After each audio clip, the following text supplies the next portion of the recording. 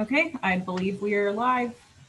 Okay, very good. Like to call the meeting to order here, and first thing we're going to do is to have a roll call of the commissioners. Mary, you want to lead us off there? Yes. President Lindner, Here. Vice President Getz, Here. Commissioner Castellini, Here. Commissioner Flynn, Here. Commissioner Thomas. Here. Thank you. Okay, we're all here. So with that, as we've done in the past few meetings, we've had public comments submitted. Deadline was 5 o'clock yesterday. Those comments will be attached to the minutes from the meeting and show up somewhere on a website someplace. So same place they've been the previous few meetings. So that being said, we've had the minutes distributed from the October 15th meeting. Are there any alterations to those that need to be made? Okay, hearing none, can we have a motion to accept the meeting minutes as submitted? So moved. Oh, second. All right, thank you. You got that, Mary? Yes. Okay. Next. If we could just take a roll call vote to confirm that. Sorry. Yeah. President Lindner, Yes. Vice President Getz, Yes. Commissioner Castellini, Yes. Commissioner Flynn, Yes. Commissioner Thomas. Yes. Motion passes. Thank you. Okay. Next on the agenda is retirement recognition for Andrea Chapman, a longtime employee here that's done wondrous things at Crone Conservatory, and Jenny is going to lead us off into that. Yes, so today we are recognizing a dedicated employee who, after 35 years of service, will be retiring from the Cincinnati Park Board in December, Mrs. Andrea Shepman. Her passion and institutional knowledge will be profoundly missed. Andrea began her career at Cincinnati Parks working as a florist and was promoted to regional manager at Crone Conservatory in 2007. Andrea has been a vital part in the development and the success at Crone Conservatory. She has worn many hats, from designer of shows, educational programmer, cleaner, sponsorship ambassador, just to name a few. Her knowledge of the operation, the level of standards for guests, setting new trends, and the ability to develop important relationships throughout the years will be hard to replicate. However, she has taught her team well. Her level of expertise on the Crone Conservatory and her passion to share all of her energy today will be greatly missed. So staff respectfully request the board to join in congratulating Mrs. Andrea Shepman on her retirement and in thanking her for her years of dedicated service to the Cincinnati Park Board and the Cincinnati community. Congratulations, Andrea. Yay! Thank Andrea, you. Congratulations. This is maybe a little bit like kissing your cousin through a screen door, having to celebrate this, virtually. But know that we're all very appreciative of your long tenure of service and all the impact that you've made. So I would turn it over to you to share some parting words. Thank you. Thank you all for this recognition. It has been many years, but it has been my pleasure to serve, and I have dedicated my career to making Crone a wonderful place. I really hope that I can still stay involved. We've got a lot of things on the horizon. I've already talked to Kara about how that might work. You'll see me as a volunteer. You'll see me involved in possibly programming, advisory work, and possibly through the foundation of being part of some of the committees there. So thank you so much for this recognition. And I love Crone. I love the parks, and I hope to still be around. Oh, Thank you. We hope to see you around as well. Okay, well, moving on then, we've got one item on old business agenda, and that is the boat dock presentation. If I can interrupt, I'm sorry. If I'm getting a lot of feedback on if we could all mute whoever's not speaking, I think that might help us. Better? Okay. Thank you all. So up next is the boat dock presentation. Kara, you want to set that up for us? Yeah, thank you so much. I will only speak briefly and then turn it over to Commissioner Flynn. I just wanted to say very quickly that I'm very pleased that this is on the agenda today. This has been a topic of discussion since my tenure began, and I know that it predates that as well. I just want to thank Commissioner Flynn for his thoughtfulness, thoroughness, and passion for this project to get us to a point where we can have further the discussion today. So with that, I'd like to turn it over to Commissioner Flynn to introduce who will be conducting our presentation today. Thank you, Kara.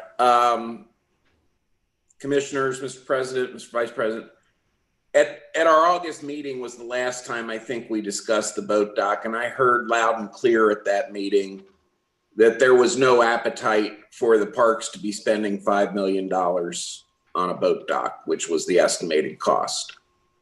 I also heard that we didn't want to be on the hook for operations. So I took those things and said, can we still do this?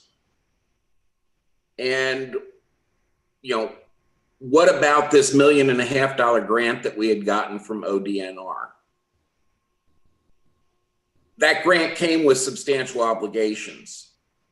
So in order to avoid those obligations and the costs associated with them, if this would go forward, we would be giving the grant back to ODNR, which is never a bad thing to give the state back money so that they, you know, if we're the ones that are initiating that rather than them taking it back from us. The plan for the riverfront has always included a marina. The city previously operated a boat dock paid for in part by the federal government, and for which we're responsible for repaying over $220,000 if an acceptable replacement dock is not built. We don't want the free pony, as our president likes to remind us, meaning we don't want to take on the operations, even if we can get the thing built, and then have to have an ongoing obligation for operational costs. With those parameters in mind, Captain Don Jones and his partners approached me, and that's the presentation that we'll be receiving today from these folks who have already spent significant dollars and significant time trying to come up with a plan that will be acceptable to parks, get us our boat dock, and not cost us a lot of money, nor cost us an ongoing obligation for operations. I think that the plan addresses all of the objections that had previously been raised by the commissioners.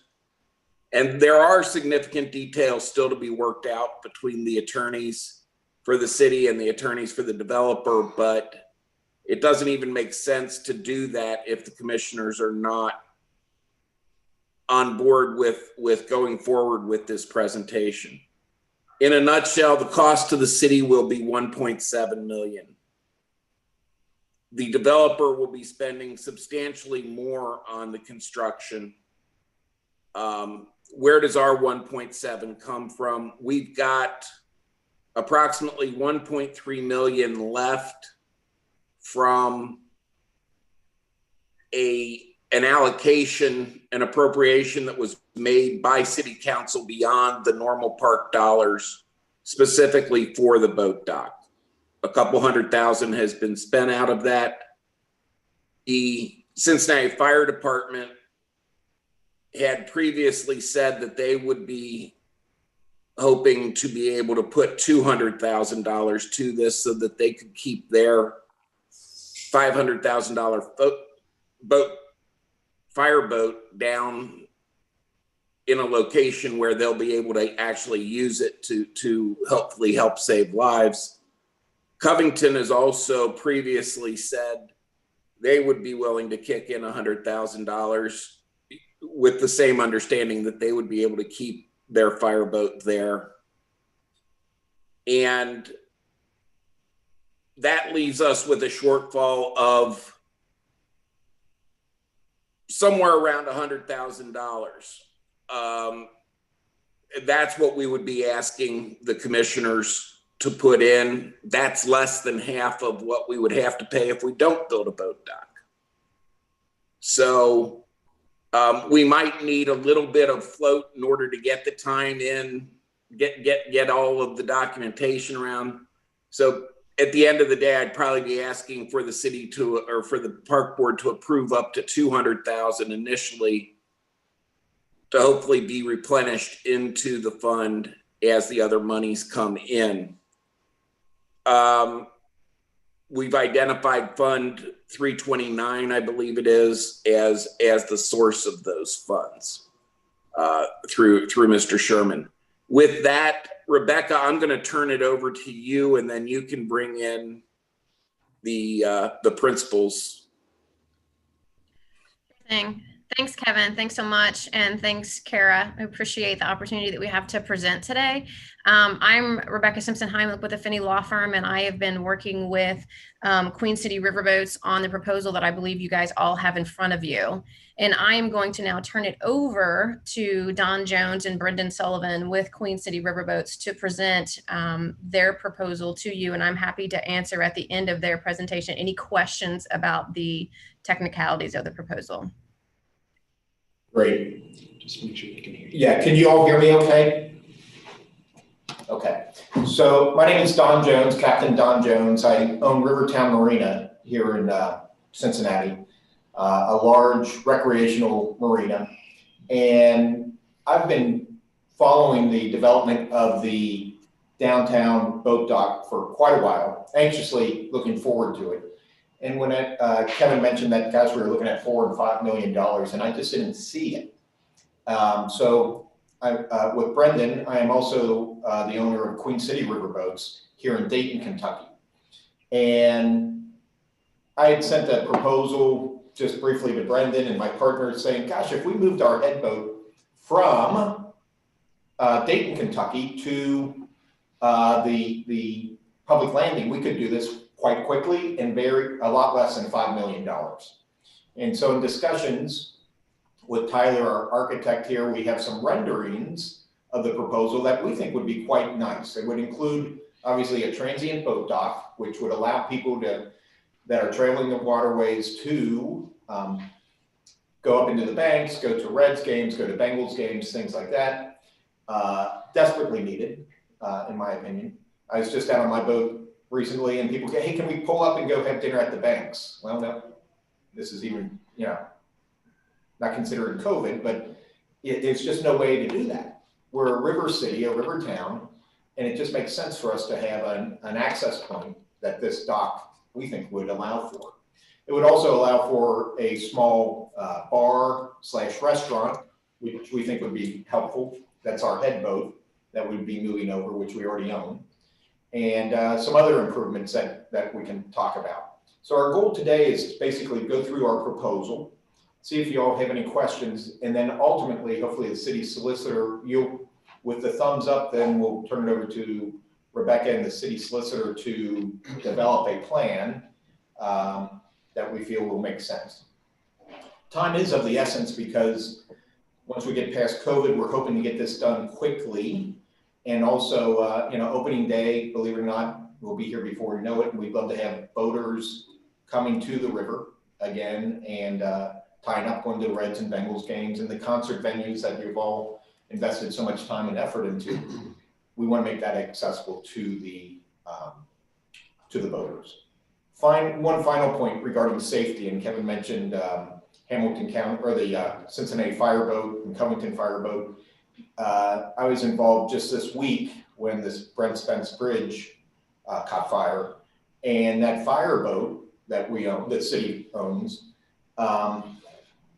it had to launch itself, and it was out there all night during this fire. And it just makes sense to have that fireboat in the city, not at some firehouse somewhere far away. And they were out there all night monitoring and battling this fire. That was just this last week on the Brent Spence Bridge. So just a couple of thoughts regarding that. Brendan and I have already made substantial investments in Queen City Riverboats, which we've acquired in the last year or so, and feel that there's parts of that we would bring over to the city of Cincinnati at the public lane. We could pull up some renderings that perhaps you've already seen or have in front of you, but we'll share our screen here so you can see some of the thoughts that we have. Is that okay to share a screen with you guys? Good with me. Okay, 1 second. Can they still hear me? Yes. Yeah, so the other thing that's nice, and Kevin brought up some of the concerns. Hey, and I like that metaphor of the free pony. Queen City Riverboats and our staff would be operating the transient park. We wouldn't require anything of the city from an operation standpoint, because those free ponies can get awfully expensive, but we'll be there 24/7. Well, we'll be out there operating. We currently have a dock right up the river in Dayton, Kentucky that we're there every day, operating that dock facility and doing excursions. And so this addresses the fact that the city doesn't want to have ongoing operating costs. This addresses the safety issue, and we've tried to put some renderings of the fireboats there for the city of Dayton, or city of Cincinnati and city of Covington. We feel it would help us with our excursion boat business. We have a beautiful motor yacht called the Destiny, which does weddings and corporate events all the time. But to do it from downtown Cincinnati, we feel would be very, very attractive for us. You see there a head boat that we currently own, a head boat that we could relocate to there. That head boat, again, quite expensive. We have to do some significant remodeling to it currently. So it may not look exactly like this, but that would then be a bar / restaurant / greeting place, restrooms, showers, all those things that boaters want, but also a significant investment on our part to make that happen. Are there some other slides there? Again, this is now a larger scale because one of the things we've talked about is we think this might become so popular that it's not big enough. And if that's the case, this is basically double the size. So we take an existing head boat and basically get another barge or facility to double the size of that. And there's a close-up of that. You can see we're right there on the public landing. We feel that parking through the public landing would generate additional revenue for the city, because as people come down to Reds games and they want to grab a beer, or if they want to go on a shuttle or an excursion boat, they need to obviously park, but it'd be good for them to park at the public landing. We're looking at partnering with some local businesses that we think we have the support of to help make this a success. And so this, again, this rendering gives you a sense for what that, for what this might look like.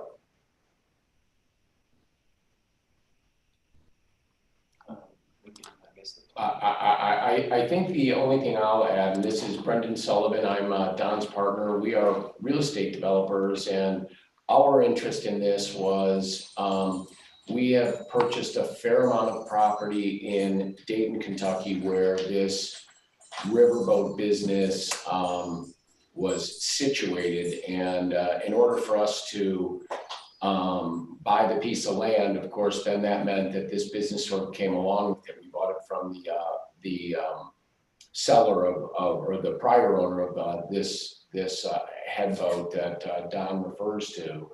But we would like to keep a presence. We're going to build some real estate on that side. We would like to keep a presence on that side as well. So this might also act as a way for us to go from the Cincinnati side to the Kentucky side with a bit of commuter type of situation. But in addition to that, what Don was alluding to, and we've talked to with our architects here, Tyler from Work Architects, is wouldn't it be great to be able to have a public dock where people could pull their kayaks up, their jet skis, their boats, stuff like that, that currently does not exist on the Cincinnati side. So this sort of adds or makes it's the gateway into the city. So to us, we feel like this sort of reinvigorates that area down there that, isn't in the most pleasant shape. But Don and I went down there and said, if we were to locate at this point, we'd have ingress and egress out of these boats. We'd have restrooms, as Don had mentioned,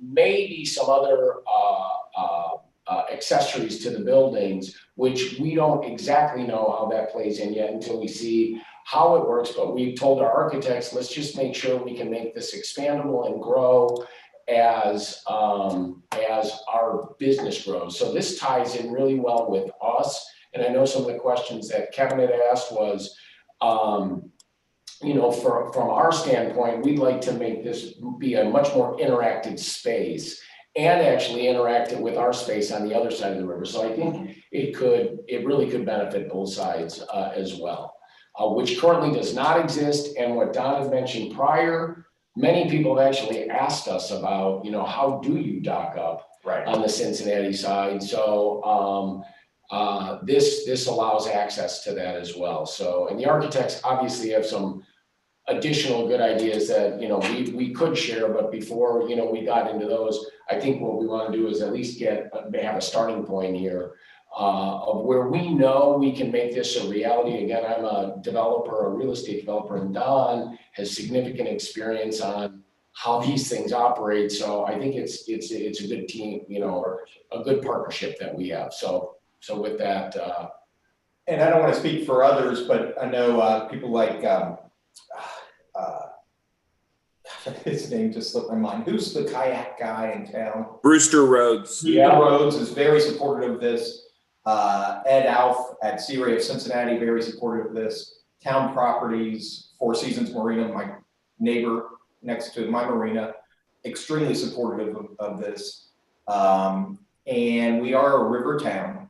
Our roots are here on the river, and yet it seems like we've abandoned the river. You have the banks there, you have concert venues, you have sporting teams there that will just love to have access to the river again.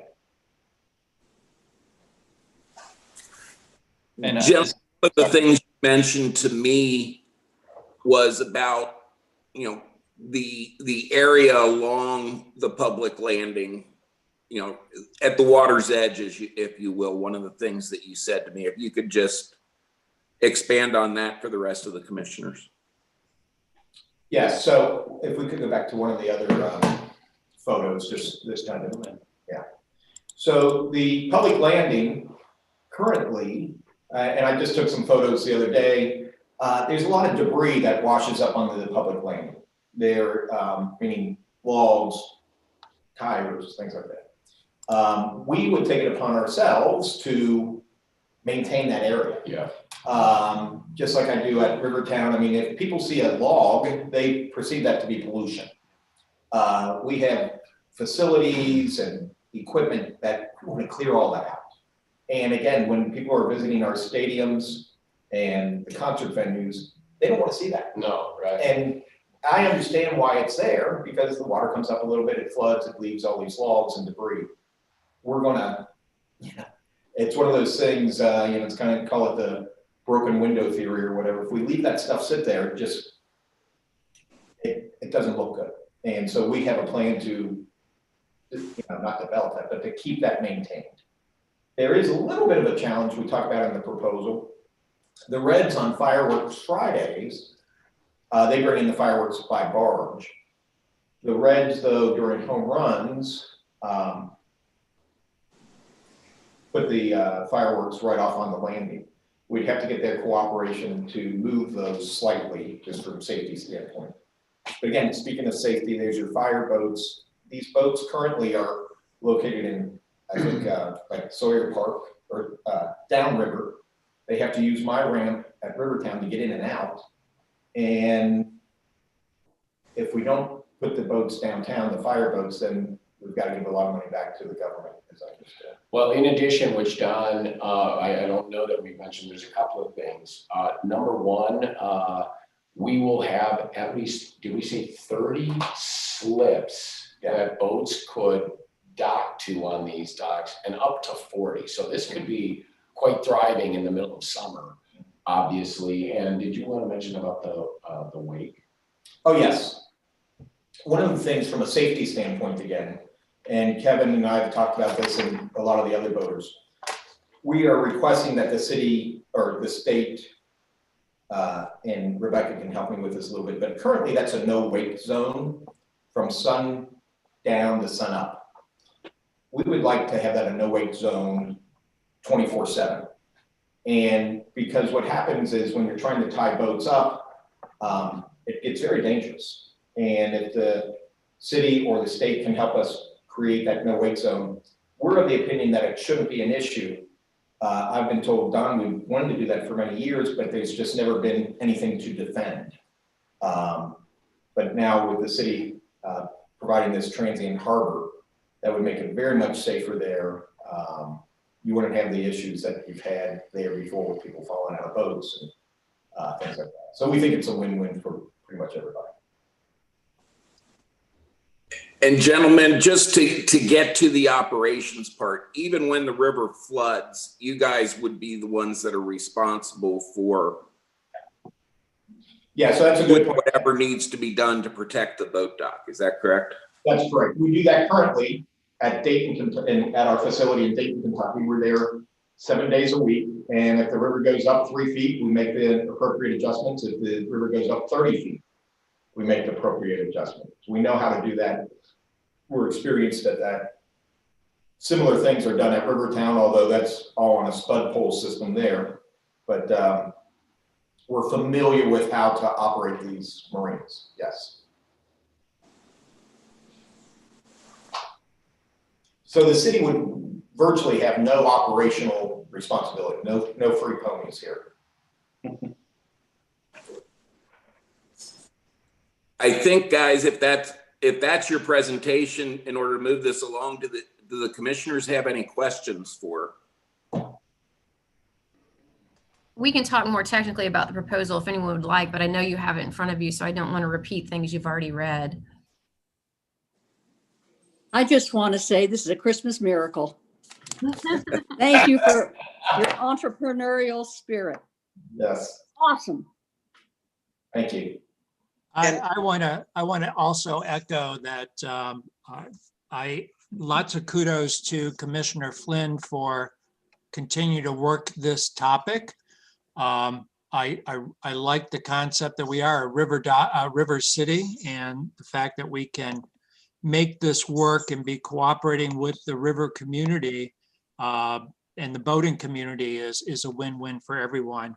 A couple just quick questions. I think you mentioned it, but in the original or in the initial layout before you would do any expansion, are you saying that you would have 30 to 40 slips? Is that correct?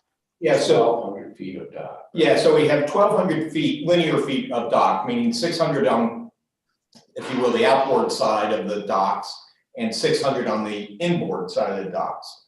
When these docks are put in place, they'll have electric hookups, water hookups.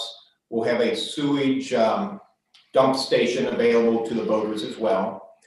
So it all depends on the size of the boat. Basically, we will add, particularly with a no wake zone, boats will simply pull up parallel to the docks. So you're looking at one side of that is 600 feet. So if a boat is 30 feet, takes up less space than a boat that's 60 feet. But the average size boat is probably 30 feet. So if you take 600 feet divided by 30, my math isn't working for me today, but that's 20 boats on one side and then 20 boats on the other side. And just to clarify, a couple of things to add, the dock space that we're talking about here would not be something that, even though we could expand it in the future, all of that space would be available immediately, regardless of the size of our original development with the head boat. The expansion would become part of the middle section, not the wing sections, if you will. And just if I could add one other thing, which I constantly talk to Don about, and I know we've mentioned this to Kevin, is Don had mentioned time is of the essence. And I just told Don, Rebecca, and Kevin in our very early conversations, you know, we know you guys understand how important this is from a timing standpoint, but we need to engage some people relatively quickly that we'd like to do it. We're really talking about being open for opening day. I need to have engineers working on, you know, our hookups, our laterals, and all the things that we need. So I know what's going to happen is Don's going to say, hurry up. And Tyler and I are going to be left with figuring out, you know, how to implement, which obviously we can do. But the reason why we put that December 1st date out there is not for any other reason than we know that April's coming up, like Don said, really quickly, and we've got a lot of things to do. So we're hoping that you guys can come to a conclusion on whether, you know, this is something that you want, so we can start our legwork on our side. Because, you know, if we can get even an initial response, that would be extremely helpful for us knowing where we're going. Commissioners, I'll interject here that obviously time, and please don't get me wrong, timing to open the dock is of paramount importance to meet that season. But I will speak to the commissioners on timeliness from my perspective. And that is surrounding the fact that on our previous discussions, we had been planning on utilizing the ODNR grant. And where we currently stand with that is that although we've received permissions to have the grant extension, we have not yet been granted the extension.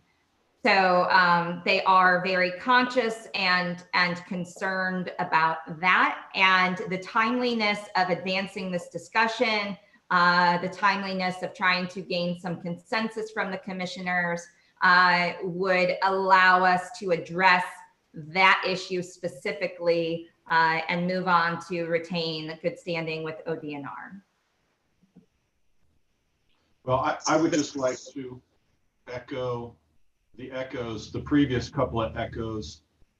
Kevin, great job. Way to, you know, stick with it and bring what I see as a very viable solution. You know, bringing the boating activity to the Ohio side. I think it's a great great amount of effort, and to me, I'm very excited about it and fully supportive. Mr. President? Go ahead, Linda. I just wanted to further echo the echo. And just say, Commissioner Flynn, how much I appreciate your perseverance in this. And the collaboration that has happened as a result of your commitment to making sure this didn't die.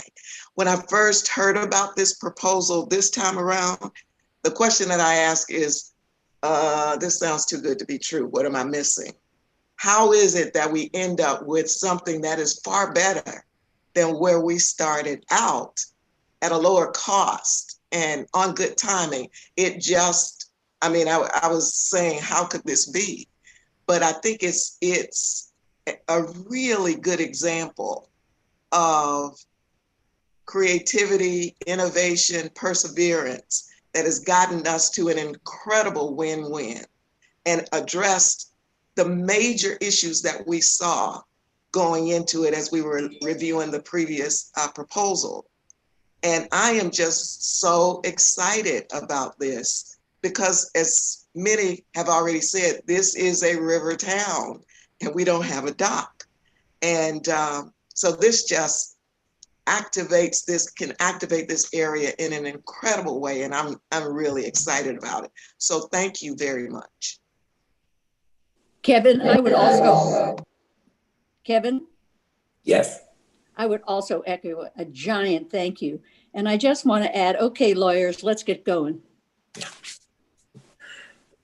Susie, that was going to be my comment is, you know, this is a public-private partnership, and sometimes folks on the private side don't understand that the wheels of the public side sometimes roll a little slower than the private side. So, you know, with the sense of the commissioners of going forward, that would give the solicitor's office and Director Kish the opportunity to get this into a final form. And that's what I'd be asking for today in the motion is, you know, number one, we like this idea, we like this concept.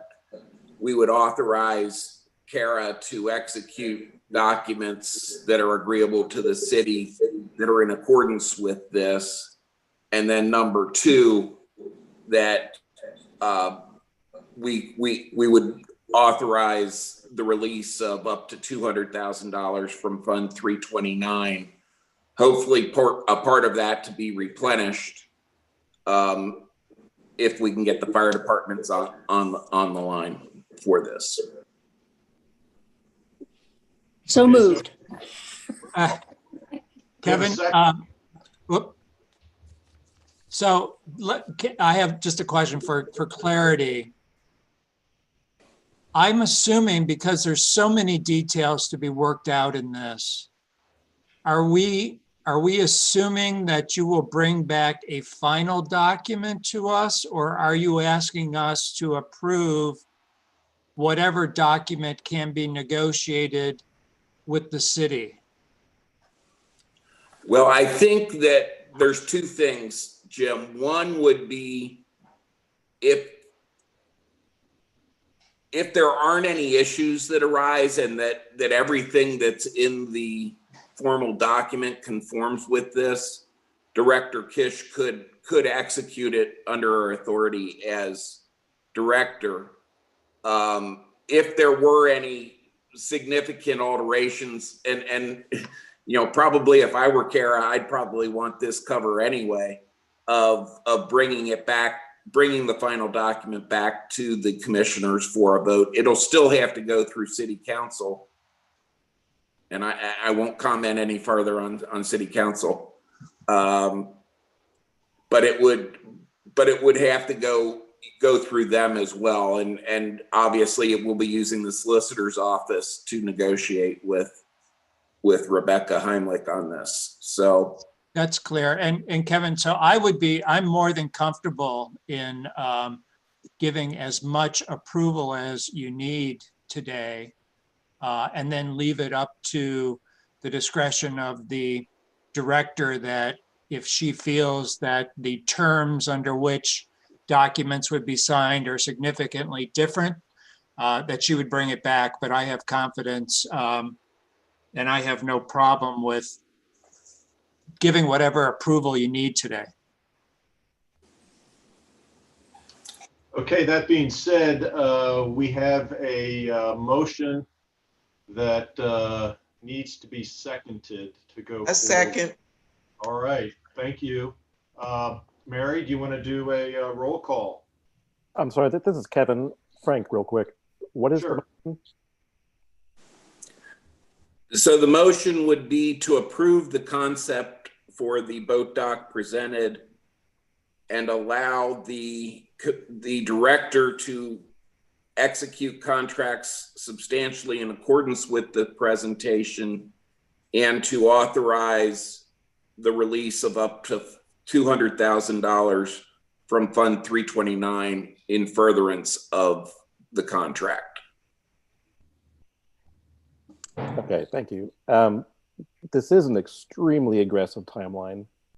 I think there are going to be a lot of legal questions. I don't think it's anything that can't be worked out, but normally I would say it would take till April to work out the legal stuff, not to mention actually constructing and getting everything ready. So I just want to kind of set expectations a little bit. We're going to work as hard as we can, as fast as we can. But there's a lot of other steps. So I don't want to jump too far ahead and actually approve the plan.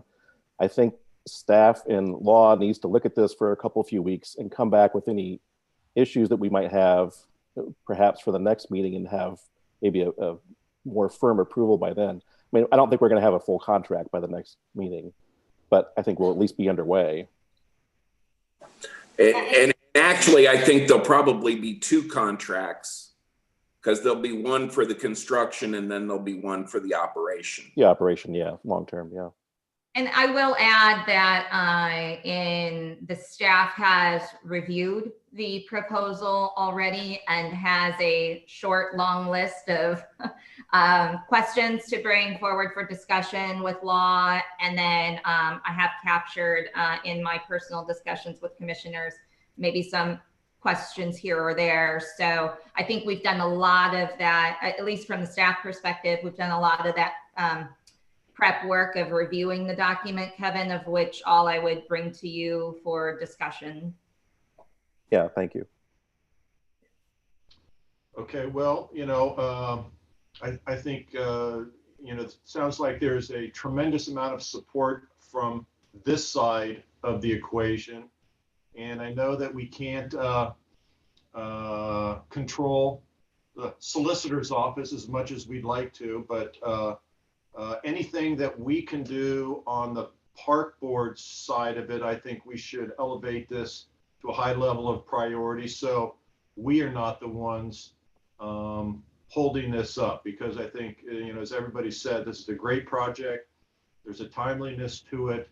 So let's just make sure that we don't do anything to prolong the process, and anything that we can do to advance the process, let us know. And I think we'll all be happy to step forward and make those efforts, whatever those efforts may be. And I sorry, go ahead, Linda. No, I just have a question. You go ahead with your comment. I just wanted to state that I think your delegation of trust in myself and the team to use discretion on whether or not the negotiations are in substantial form. I think that amount of support from you allows for even greater timeliness. So I do appreciate that support from you. And obviously, if there is something that I feel that is outside of the scope of what you are expecting, then I will take the opportunity to bring that back to you. And if we have to get together for a special meeting, I am happy to do so, and I would trust everybody else would be as well. Mr. President? Yes, Linda. My question, and I understand that there are a lot of pieces that have to come together to make this happen on the timetable that has been discussed. And the question that I have is, if for some reason the timetable slips, it only means that we're losing time. We're not losing commitments, or the scope changes, or the cost change, or anything like that. Am I understanding correctly? Go ahead. Experts speak towards that. My understanding is that there is a window of opportunity seasonally to do construction on the river. So that I think probably is the biggest driving factor, more so than anything else. But I will, defer to Kevin and all the other experts with regards to that. Well, I think, if it slips a month or two, the folks, and I don't want to speak for them, but I don't think they're gonna, run away from this project. But if it takes 12 more years like it has since the last one, they would rightfully be reluctant to move forward on the same parameters. So I Kevin, think it's a matter of just pushing forward as quickly as we can. If we don't make it by December 1st, but we make it by December 15th, Exactly right. it's not going to be a big issue. Kevin, can Yeah. you hear me? Yes. Okay, I just have one idea. Would it behoove us to bring this wonderful idea to the attention of the mayor?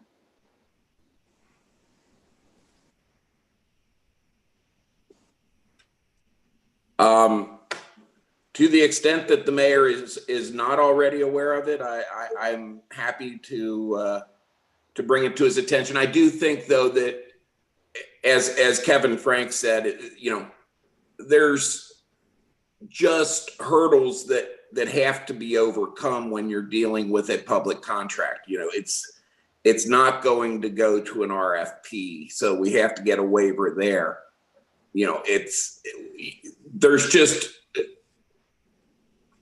I'm a real estate attorney by practice. I have done a lot of work with the city. Sometimes to get a simple deed from the city that I draft in 10 minutes at my office could take a week or two, just because of the number of steps that it has to go through to be authorized. It's just harder to get things done quickly. But Kevin, we all know that if the mayor is behind it, 100% things move a lot quicker. Well, maybe you could give John a call, Susie. And He's my favorite. Okay. All right, so we have a motion, and I believe it's been seconded by Linda. So Mary, can we have a roll call vote, please? Yes. President Lindner, Yes. Vice President Getz, Yes. Commissioner Castellini, Yes. Commissioner Flynn, Yes. Commissioner Thomas. Yes. Motion passes.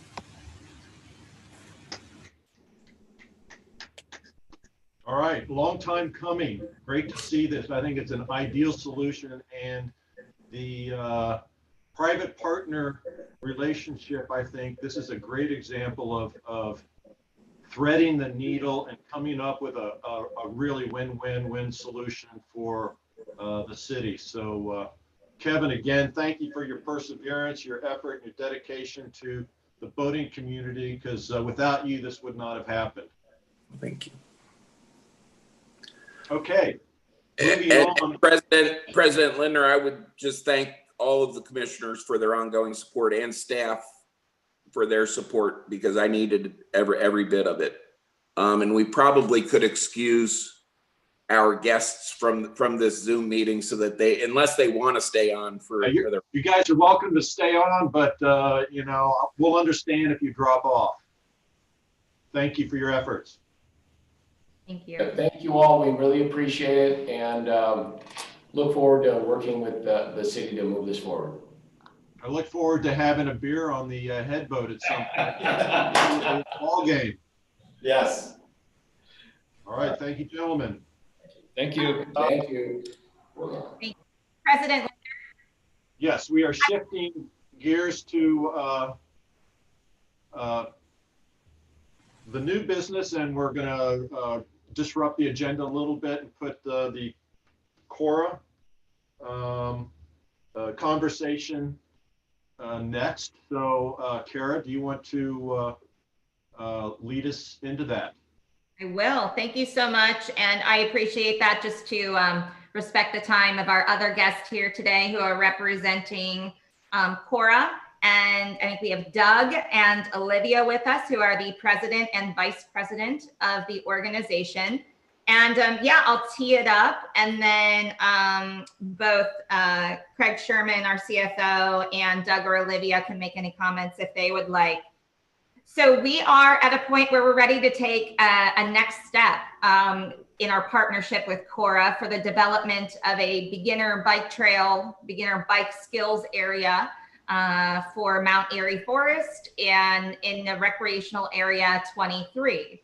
The last time that this was in front of you, the commissioners approved in concept the addition of this amenity to that portion of the park. And Cora did an amazing job launching a fundraising campaign in order to secure resources to proceed with the project. And so it is the appropriate moment to take the next step. And the next step is to engage in design services. Those have been identified through progressive bike ramps. I believe I have shared with each of you that I have personal experience with this agency. They are quite simply going to be able to serve us the very best out of other agencies in the US that kind of specialize in this. So I'm very pleased today to make the recommendation to you for us to proceed with progressive bike ramps. And in order to do that, your acceptance of donations from Cora in the amount of $6,500 would be required in order to propel that decision or to propel that next step. Doug or Olivia, is there anything that you would like to contribute to the conversation? Sure. First of all, thank you all. It's good to see all of you, even virtually. It's been a wild year, but indeed, as Kara said, our team has been hard at work raising money for not only this first step, but also the eventual construction of these facilities. Through our most recent online fundraiser that we conducted this year, in lieu of doing something in person, we've raised over $50,000 of funding, and we've also secured a significant amount of grant funding as well, somewhere close to $20,000 specifically for this project. So we're well on our way to move forward. So this is the next step. We're very excited to engage with Progressive Bike Ramps. They are an industry leader as in not only design and facilities engagement, but also in creating hard structure that can help reduce maintenance on whether it's our volunteers or park staff long term.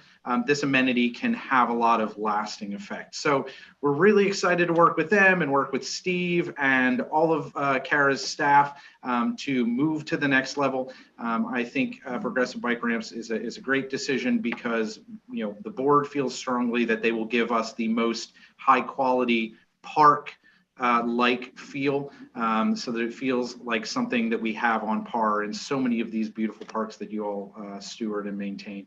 That really high quality, very top-notch feel. And we're just excited to continue moving forward. On a personal note, this will likely, unless I see you in December, be the last meeting that I will be representing Cora as president. Olivia will be taking over as our president in 2021. So she will be the one handling those sort of things. I'm still staying with the organization. We'll be doing some project management specifically on this project. So you'll still see me from time to time, I'm sure.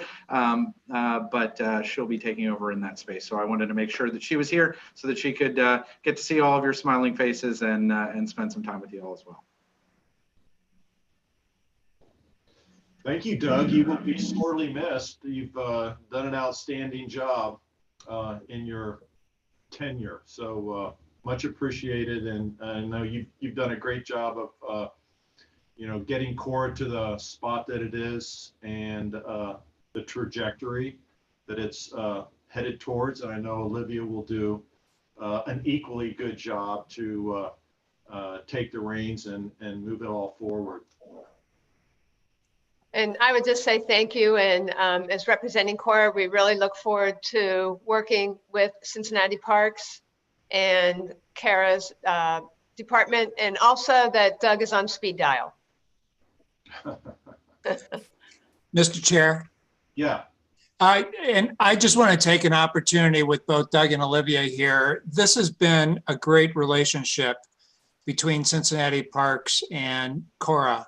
And what you have done is not unlike what the discussion we just had in working with the boating community and coming up with a win-win for parks, for the citizens of Cincinnati. And I think what you have brought with biking and mountain biking, off-road biking to Mount Airy Forest has really brought a lot of attention to Mount Airy and has helped us. And you've been the catalyst for change for us in activating that part of our park there. So I just really want to thank you for the volunteer work that's going on, for your pushing, for your collaboration with us. And Doug, as I'm sure you're not going to be too far away, but we really appreciate the guidance that you've given and how you've helped develop this with Cincinnati Park. So thank you both.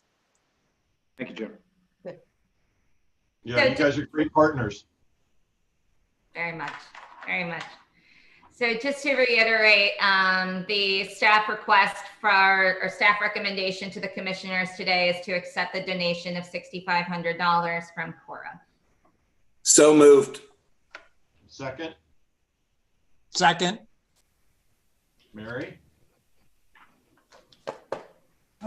President Lindner, Yes. Vice President Getz, Yes. Commissioner Castellini, Yes. Commissioner Flynn, Yes. Commissioner Thomas. Yes. Motion passes. So before the Cora folks leave, I just have one question. How many miles have we got built over there on the original phase? So the original phase is almost getting towards being completed. The gang is working very hard on phase 3 of that, which would be the completion of the initial trail. Olivia, did you see the most recent numbers? You might have a better idea. I've been out of pocket for a couple days, and they were working this weekend. So Yeah, I have not seen the latest update, but they are getting close because we've been able to have such great weather that they've gotten a lot done and a lot of feet on the ground over there on Sundays. I'd say we're maybe 3/4 of a mile away from completion over there. So I think that would bring us close to 4.5 or so. That's awesome. Yep. And when did you guys break ground on that? How long ago was that? That was summer of 2019. Am I correct on that, Steve? I think that was 2019. Oh, pardon me. Yeah, 2018. I don't. 18, I think. 18. 18. My years are all screwed up. This whole year has screwed me up with my timeline so bad. Yeah, it was 18 and completed in 19, I believe. There you go. Thanks, Rocky. All right. Well, awesome work, guys. Thank you very much. Thank you. And, Oh, thank you. much Yeah. appreciated. Thank you.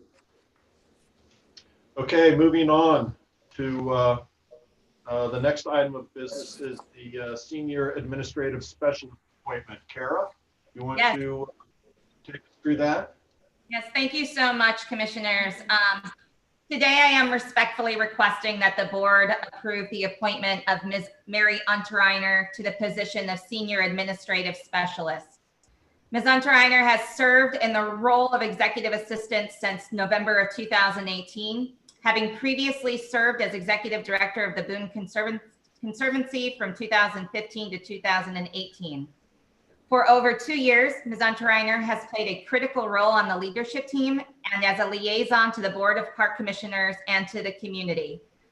During her time with Parks, she has ensured all Park Board meetings proceed efficiently, as evidenced today, has overseen special projects and the implementation of internal policies and procedures, has assisted with the execution of high-level priorities, and has become the primary point of contact for many of the department's major projects, programs, and initiatives. Ms. Unterreiner's professional experience and skill set as a parks practitioner and administrator makes her uniquely qualified for the role of Senior Administrative Specialist. I appreciate all of your support thus far to bring this position into our table of organization and realign the position that Ms. Unterreiner occupies with her actual performed duties. So it is with that I again respectfully request that the board approve the appointment of Ms. Mary Unterreiner to the position of Senior Administrative Specialist effective November 29th with an annual salary of $70,000. Preliminary approval has been provided by the Budget Office and the vacancy review process. I will note that the recommendation for the effective date of November 29th is altered from the board report that you received. And that was just an alignment with the next upcoming pay period. Great, thank you. Well, Mary, I certainly appreciate your efforts to keep me out of the weeds during these meetings, and I echo Kara's comments about how well you operate,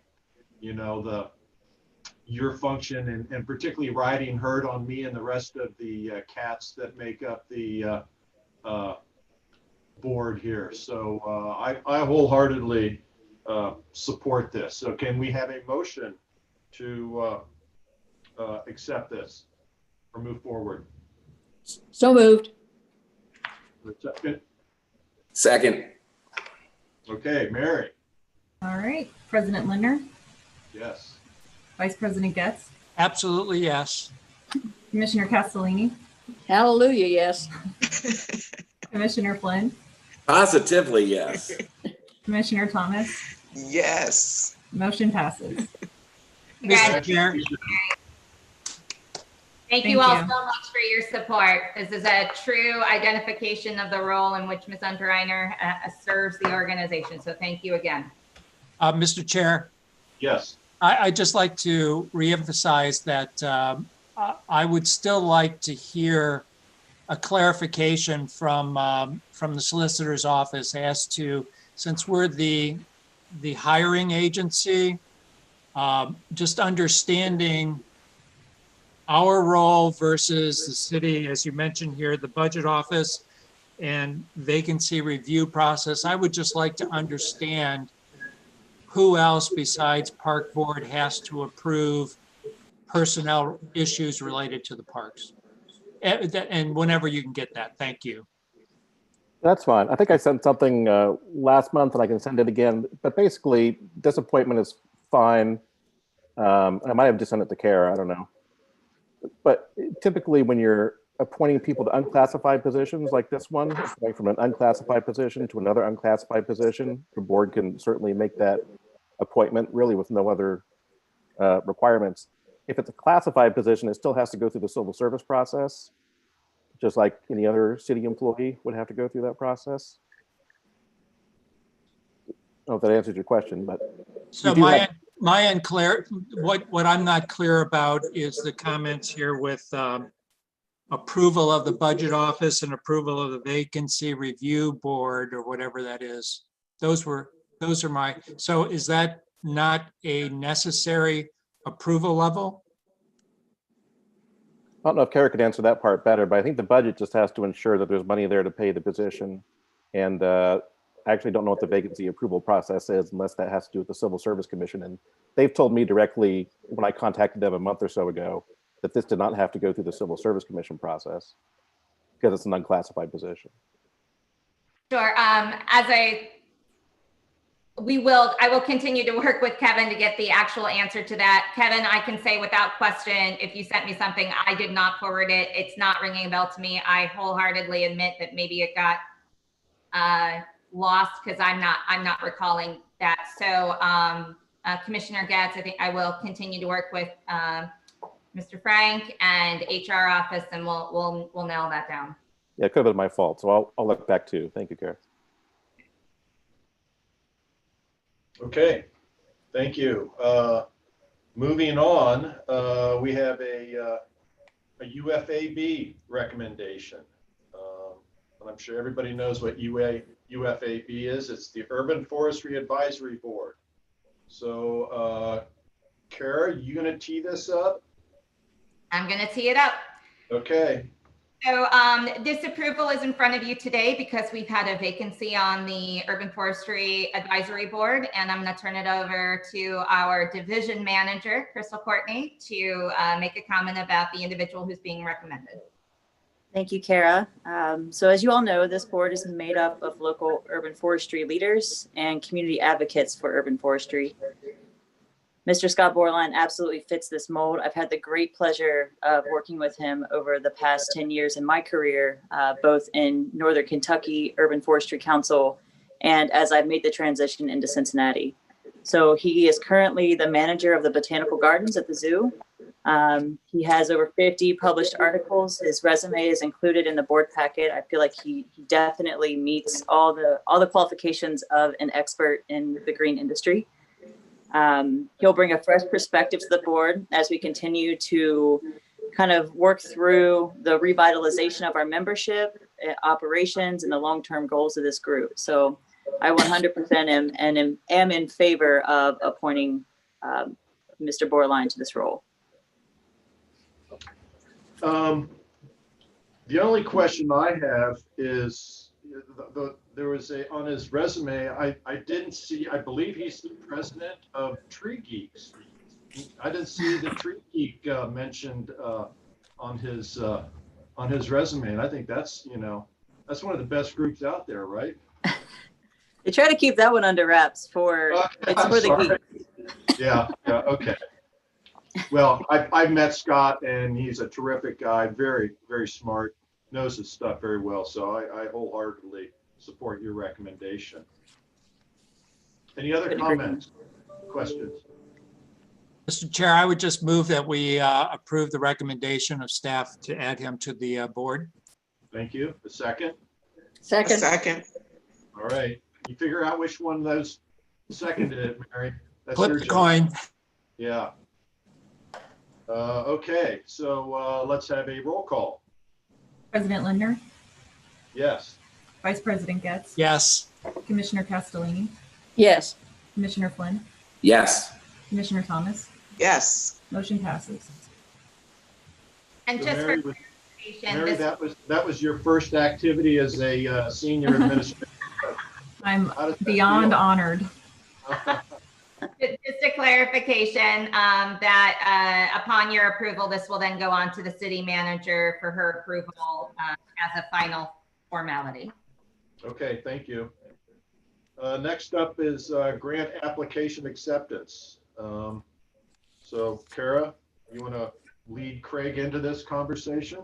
I will. As we identified earlier, Mr. Sherman, our CFO, has run of the next several categories on our agenda, but Mr. Sherman is here to walk us through several grant application and acceptances. So I will let him take it away from here.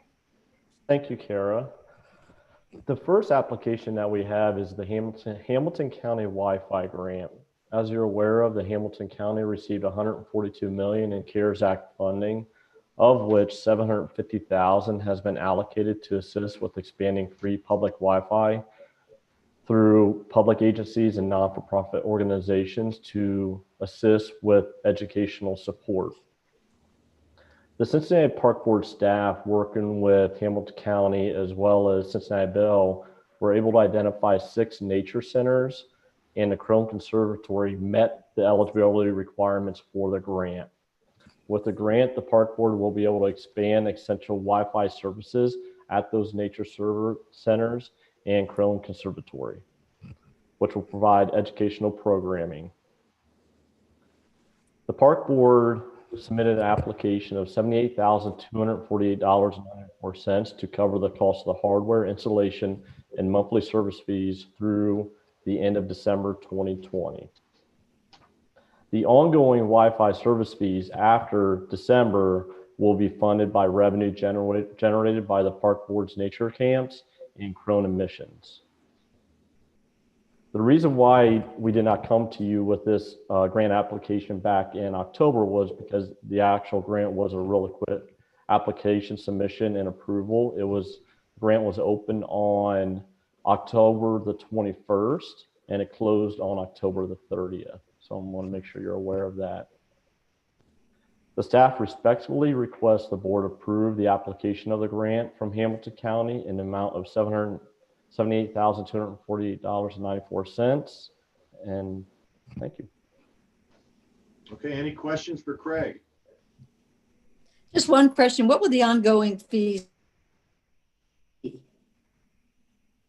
The ongoing fees, so for, if I recall, with the nature centers, it'll be around $900 a month. And for the Crone Conservatory, it's going to be around $130 to $140 a month.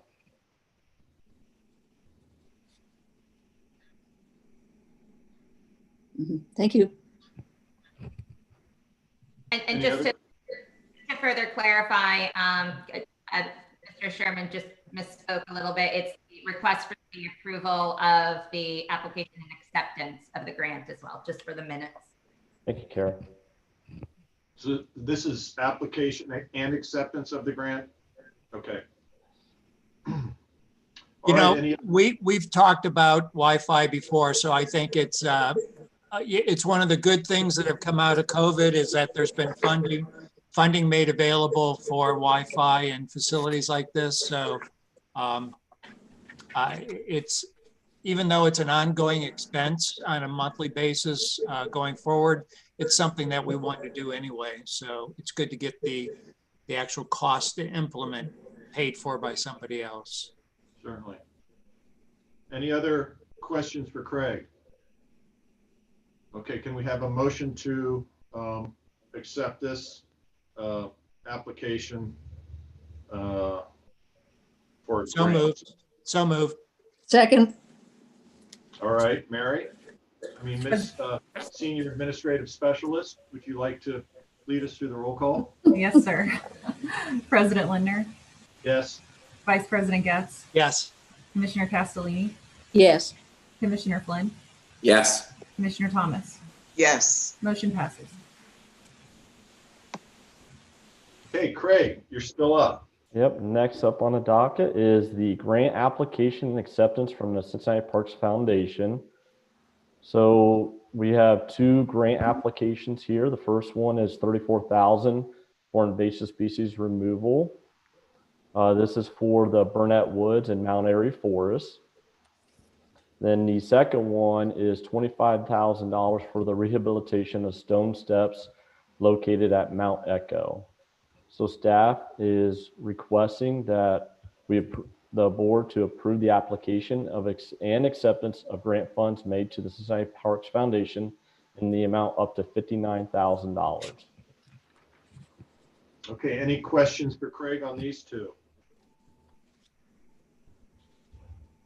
Okay, hearing none, can we have a motion to have the application and acceptance of this grant approved? So moved. Second? Second. Thank you. Mary? President Lindner, Yes. Vice President Getz, Yes. Commissioner Castellini, Yes. Commissioner Flynn, Yes. Commissioner Thomas. Yes. Motion passes. Thank you. Okay.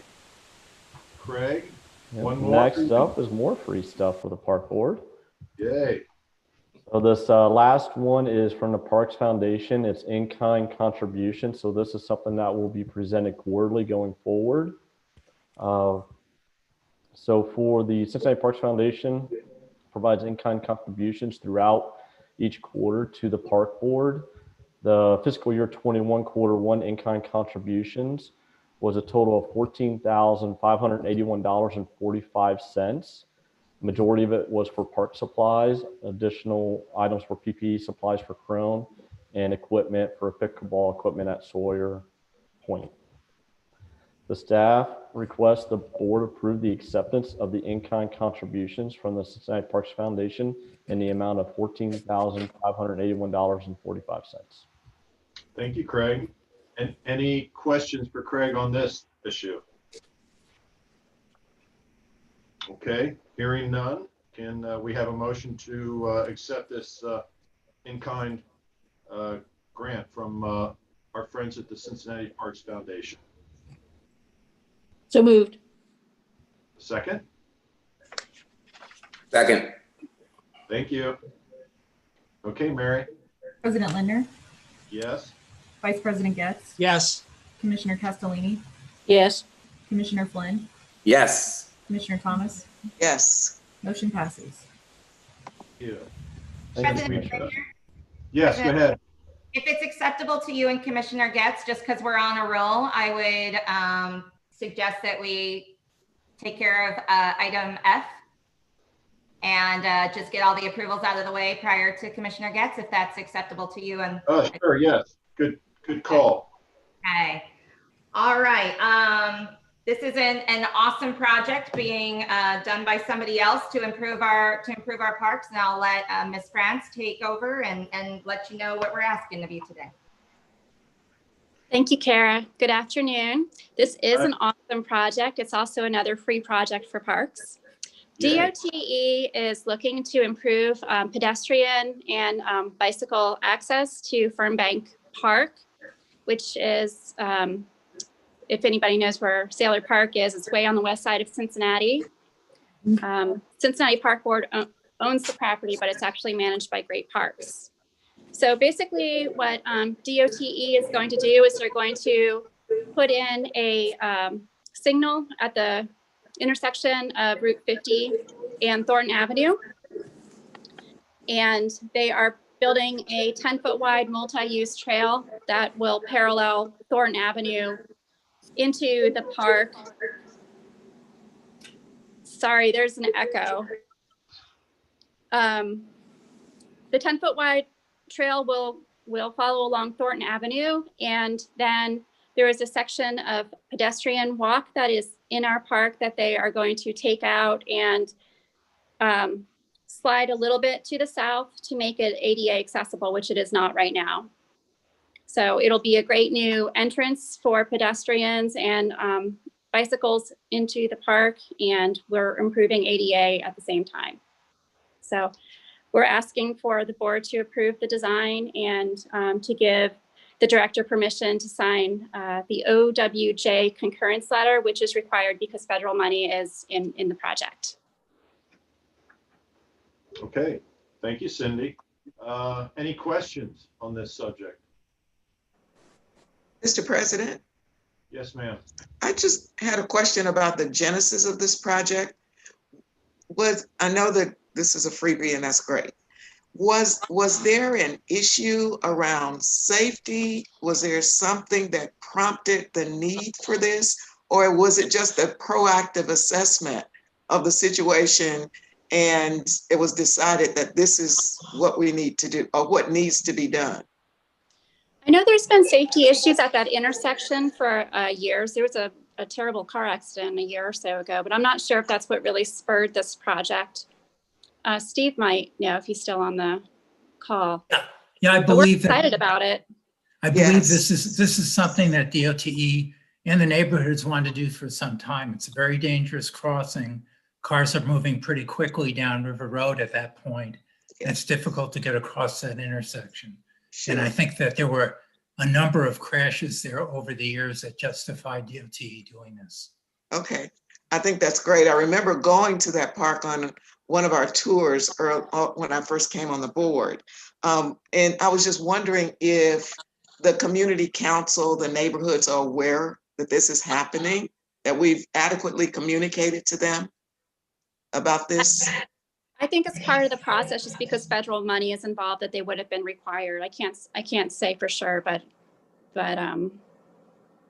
yeah, it's not something that I don't think anybody would object to it. I just think they would be very excited to know that it's happening.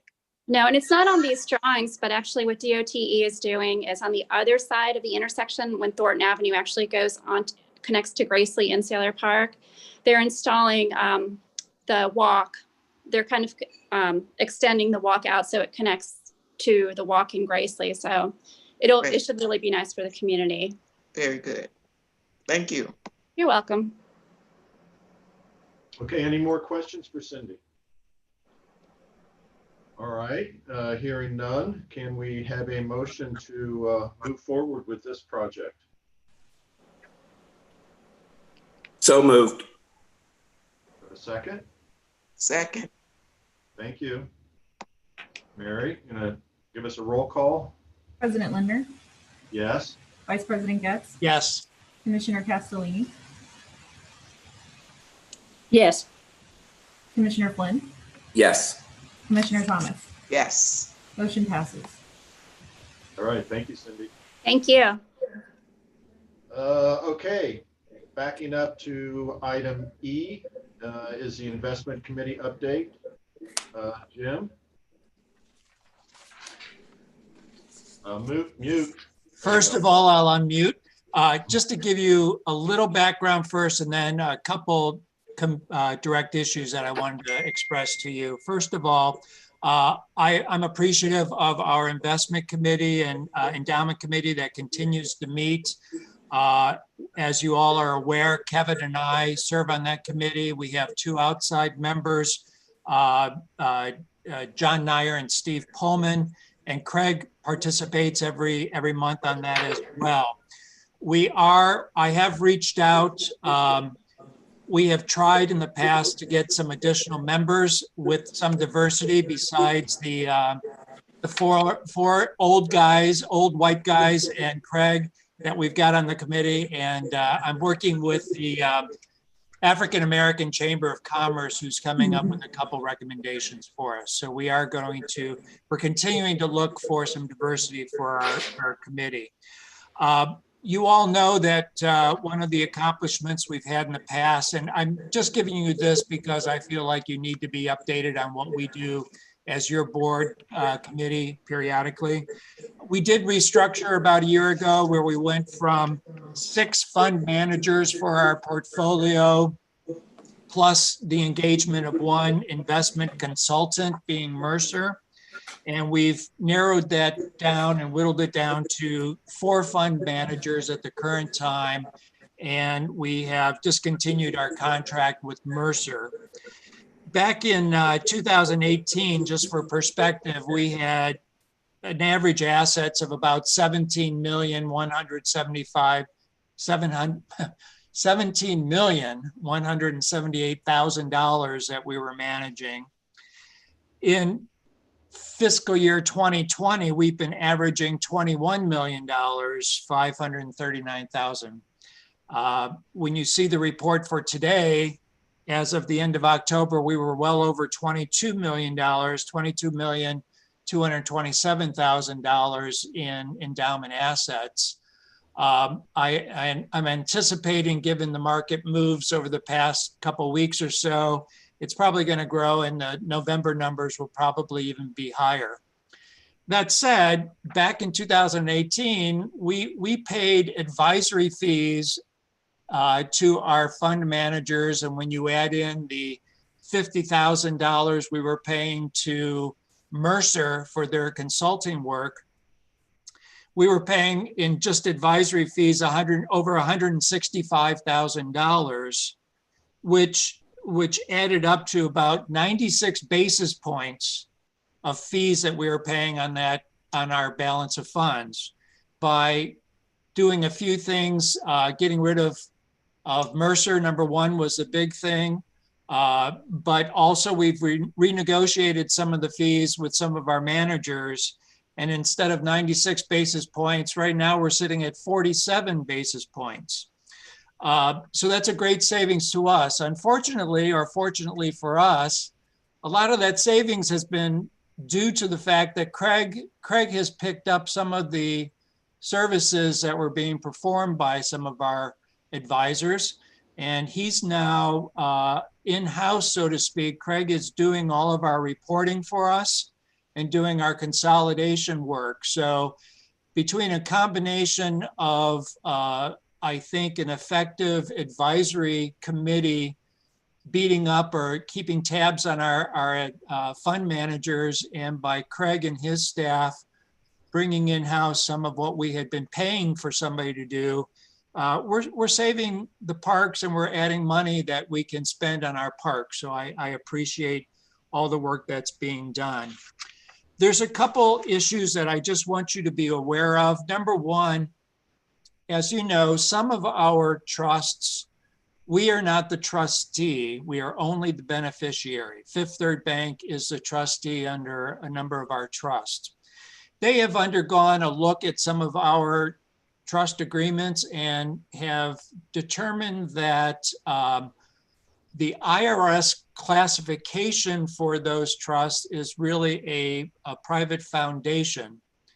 And they have determined that based on that IRS classification, there is a required annual distribution of 5% from those funds. Well, as you know, we have as a board sort of selected on an annual basis how much we wanted to take as a distribution from our funds. And this year we said we're only going to take 3% distribution. Well, by them determining that these were private foundations, they are forced to distribute 5%, or we would have to pay a penalty to the IRS for not taking that full distribution. What the bottom line is that we were informed by Fifth Third that a couple of our trusts have to distribute to us additional funds to get to that threshold of the 5% that they're required under IRS classification. So we'll be getting an additional just under $350,000 more cash, so to speak, of distribution from our trusts into our commissioners fund.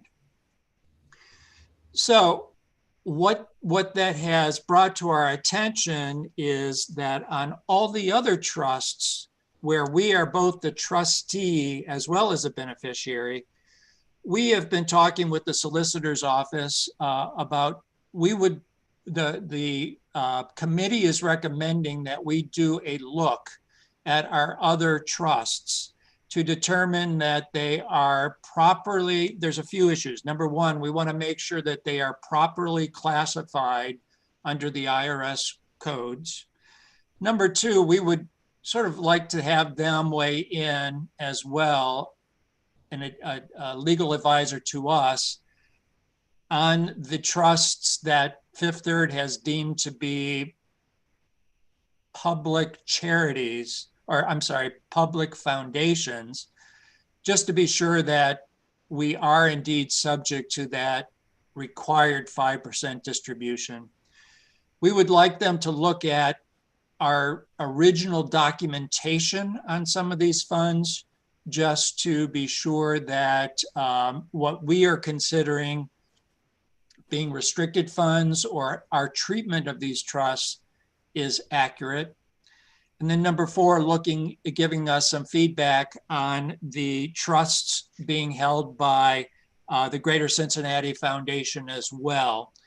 So all of those things we have talked with Andrew Garth and Kevin Frank from the solicitor's office. It may be that we will be required to go out and solicit some specialty legal counsel that deals specifically with trusts and with tax ramifications on trusts. So we may be coming back and asking for the ability to hire an outside consultant, legal consultant, so to speak, that the solicitor recommends to us. But I think with the extra funds that are being distributed, we've got funds, and I think Kevin and I both have agreed that if there's something that we can leave as a legacy is that we get cleaned up all of these trusts and have them tied up in a nice bow so that we know exactly that they're being treated the proper way. So those are the only issues that I wanted to report to you and give you an opportunity to see if you had any questions for us. Jim, what was it, a public foundation? There's two classifications under a 501c3 ruling, and it's either a public charity or a private foundation.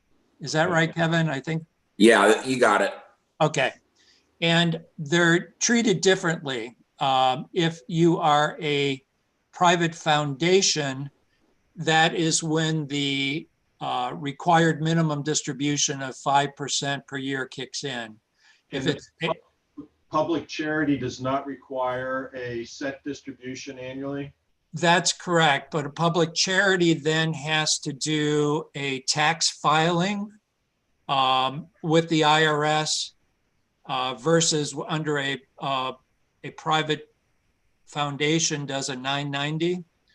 So there's just different IRS reporting requirements. Jim, Mr. President? Yes, Yeah. Question for you, Jim, because I was trying to follow along and make the distinction between the public charity and private foundation. And I was understanding that the trusts that are held at Fifth Third, tell me again which kind that is. They are deeming them as private foundations. They're private. Oh, okay. And as such, that's the 5% required minimum distribution. That's correct. Okay. And also some of our endowments, we've now just recently been given that opinion with the ones where we're both trustee and beneficiary. Yes. But we've got the same, in essence, the same animal being treated differently by different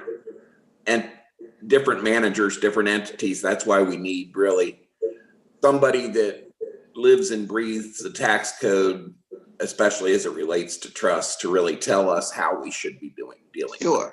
Sure. Is this in any way retroactive?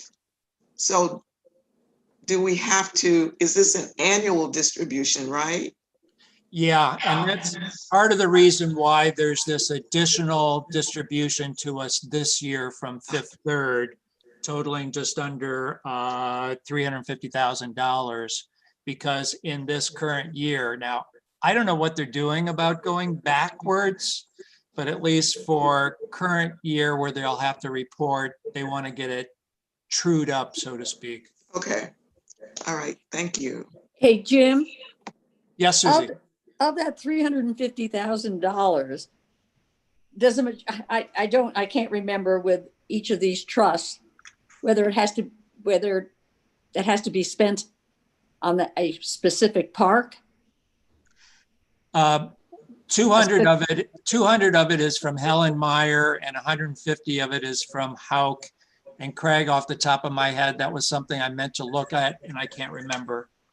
You're correct. So the Helen Meyer, that's an unrestricted fund, and the Hawk fund, that is restricted to Fountain Square. So the 200,000 is unrestricted, Susie. So that is money we could use anywhere, and to Craig's point.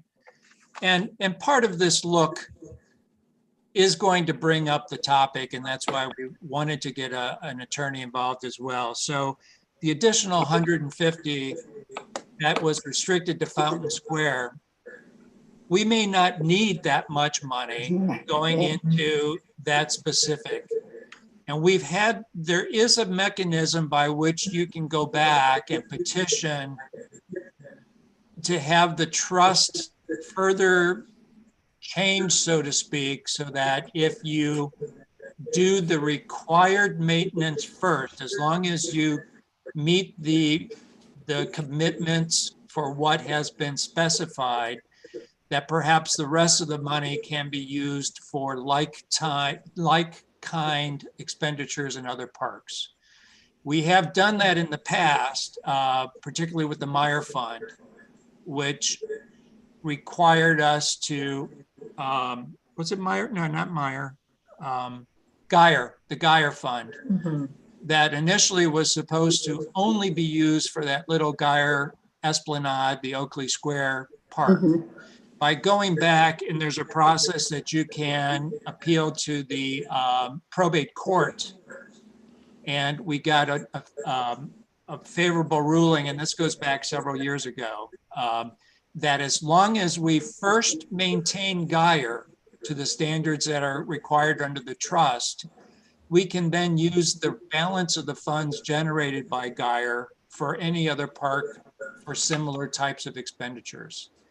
So along with getting this legal view on some of the other things, that's the sort of thing, Susie, that that's not our primary reason for getting an attorney, but if we see some of that, perhaps it's an opportunity to take advantage of that as well. And just so that everyone's aware, I received a call last night from Acting City Solicitor Garth.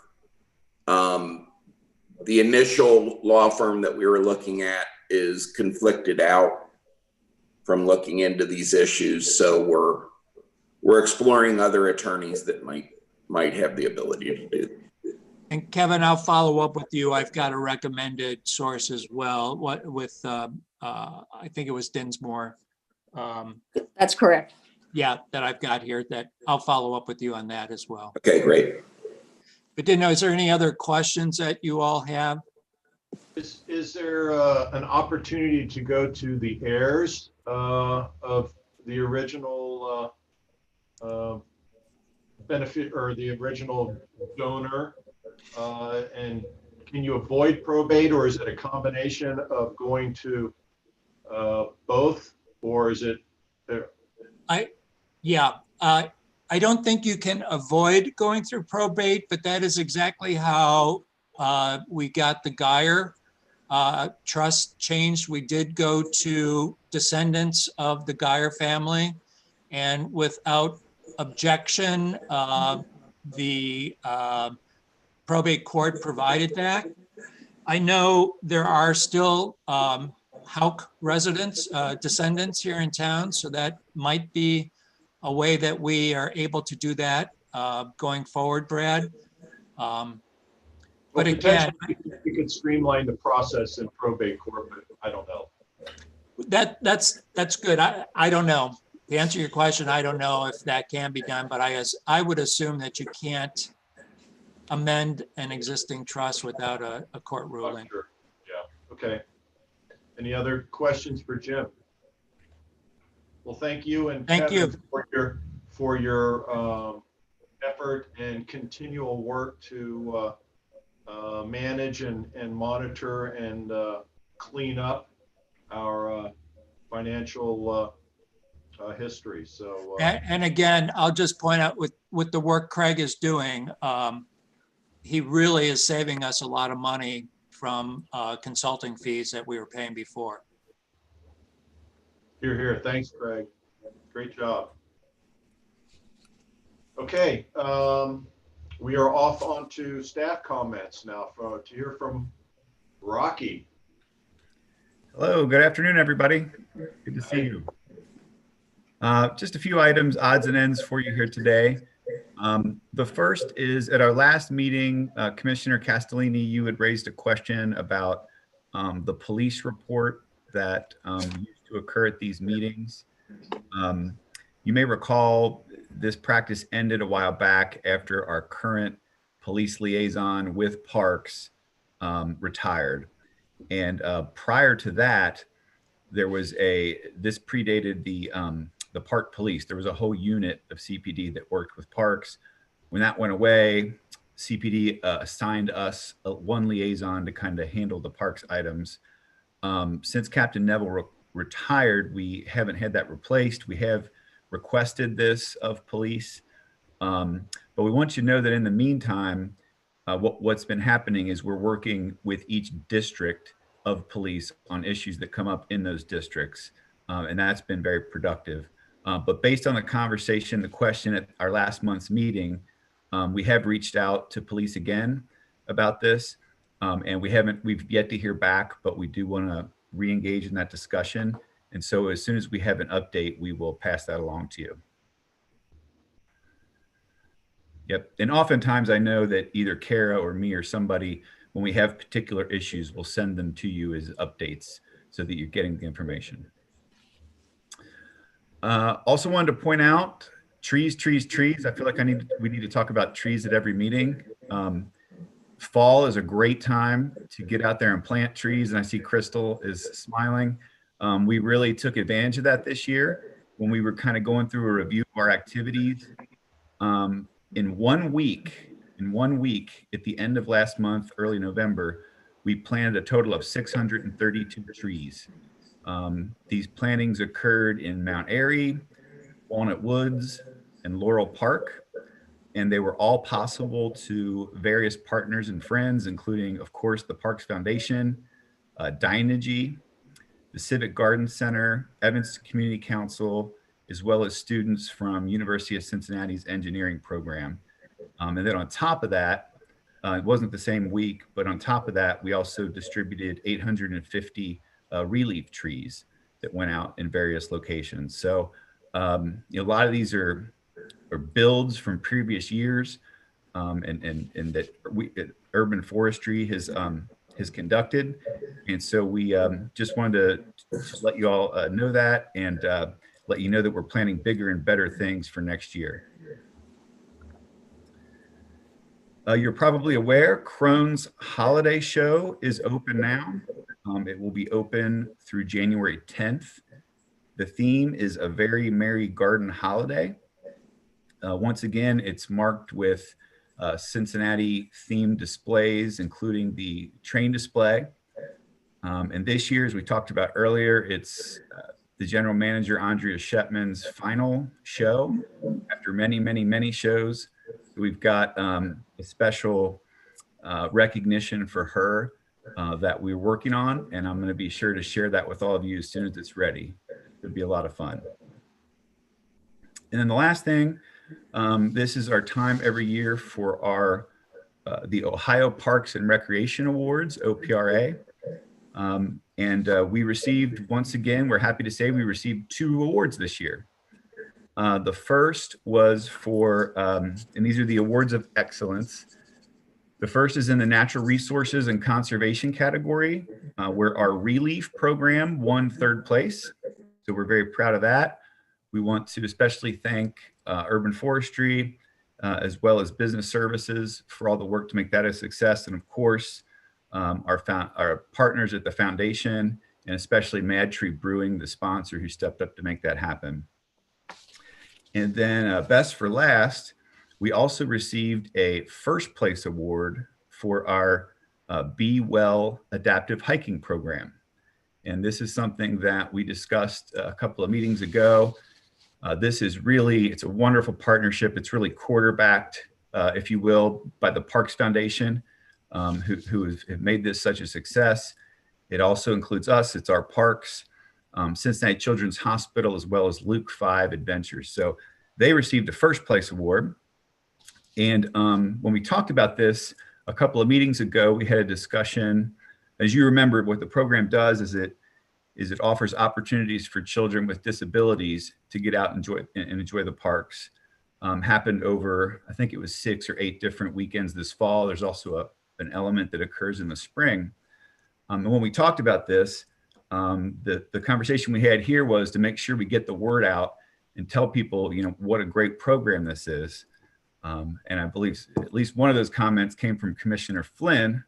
So we took him up on his offer and went out and interviewed him out at the Halloween hike event. So this occurred over a holiday weekend.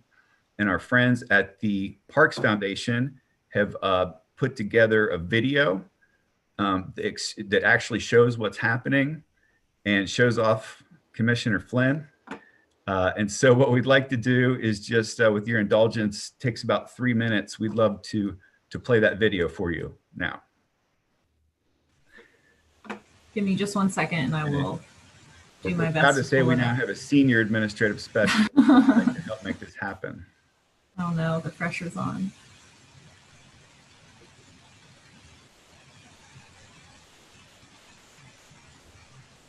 While Mary's teeing that up, I will just say it was a joy to see this, to watch this happen.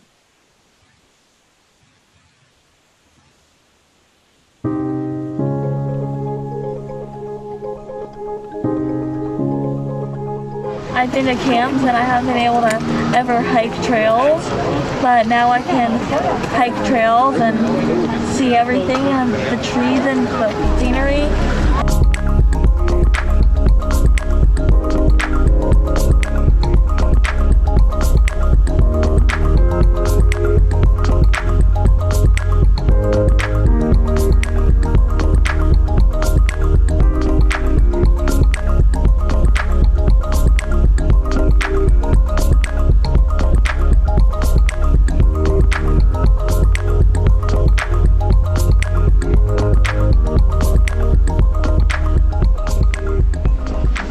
I love Cincinnati, and one of the great things about Cincinnati is our great park system.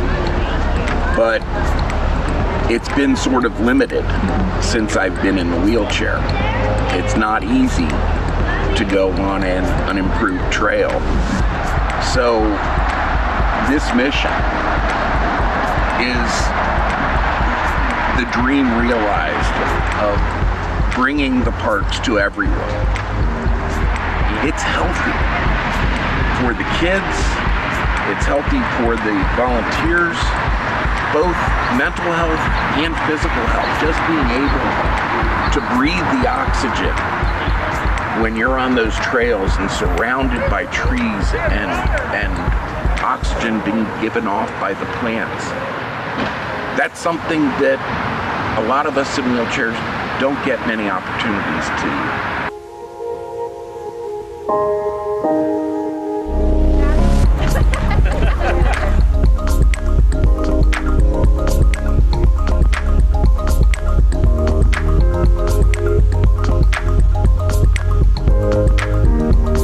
How much candy do you think that is? 100. 100.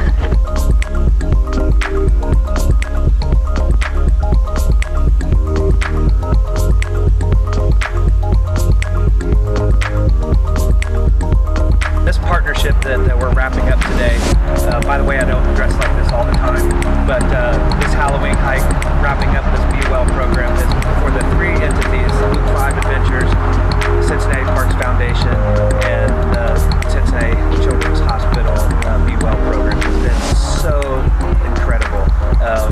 Each of the three parties it's been seamless. The cooperation, the appreciation, the bending over backwards to make it special from each of the three. And so it has been an incredible partnership already. We're looking forward to, this is just the beginning of a many, many, many year rewarding partnership with these three entities.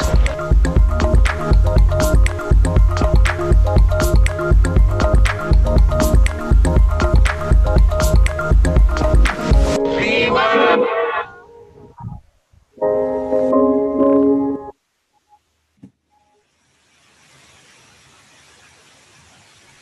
All right. So again, thank you for your indulgence there. I mean, as they say, a picture really is worth 1,000 words. You know, we talk about these things and we want to make you aware of them, but to see it in action gives it a whole new level of depth. The Mr. Flintstone there at the end was from Luke 5. They are the ones that provided the wheelchairs to make this happen.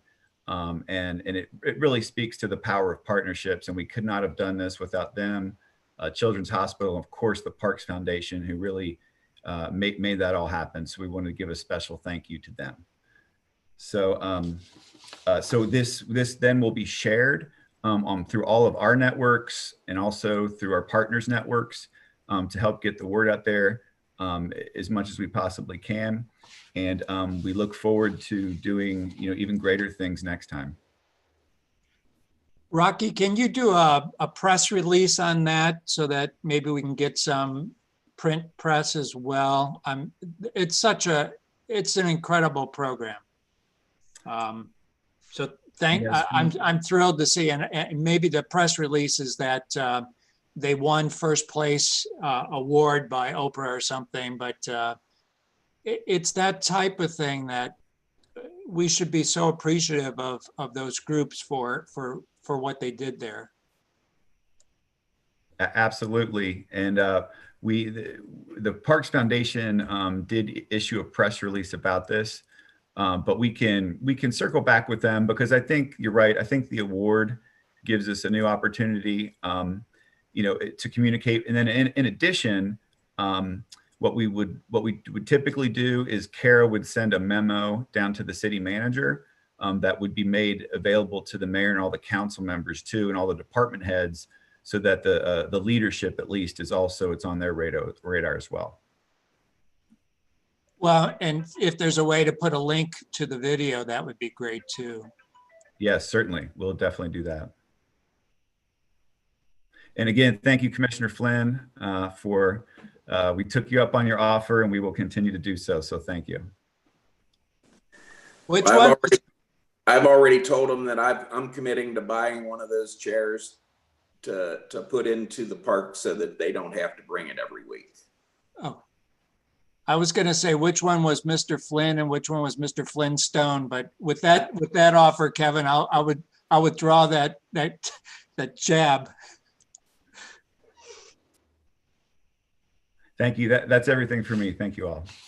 Well, that's, thank you, Rocky. That's quite an inspiring note to end on. And Kevin, great job, you know, as always. But yeah, that was very heartwarming and great to see those kids out there in the sunshine in the woods. And I think there's a Japanese term for, or I don't know what it is in Japanese, but forest bathing, I believe, is the concept.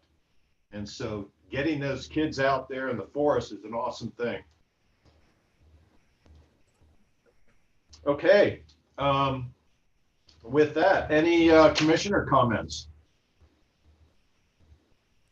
I have one. Oh, go ahead, Susie. You go first. Well, I just have one. I've heard from a resident of around Twin Lakes in that territory.